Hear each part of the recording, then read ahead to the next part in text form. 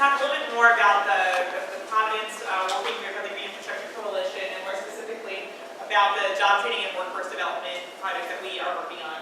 So both Groundwork Providence and the Kentucky River Watershed Council both have job training programs focused on green infrastructure and other related issues. So the Kentucky River Watershed Council has a River Rangers program for youth, young adults, and youth, young adults. And they work primarily in the illegal neighborhood, which many of you saw on the tour. In Groundwork Providence, we work in citywide across Providence, as well as in Central Falls and Pawtucket, neighboring cities. And we have, these are just a couple pictures and a couple of these guys on the tour as well.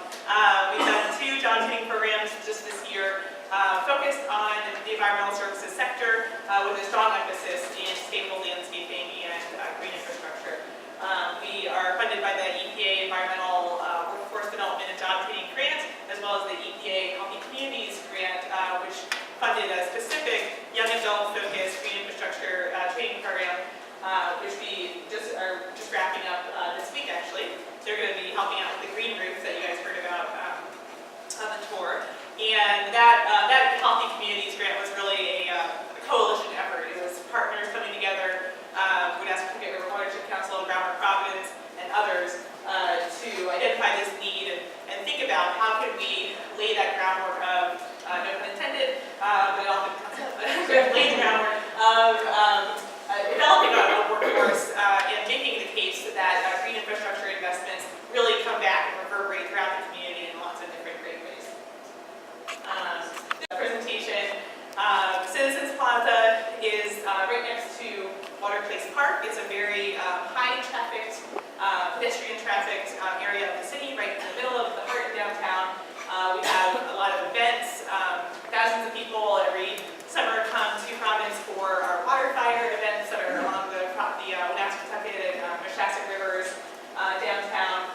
And so we worked as a coalition to identify this property owner, Capital Properties, who owns a number of downtown buildings and parking lots, to find a willing private commercial property owner who isn't being forced by any kind of enforcement action to do a green infrastructure project, and just work with us out of the goodness of their heart, and hopefully we meet some kind of interest of theirs as well, in order to achieve a green infrastructure installation.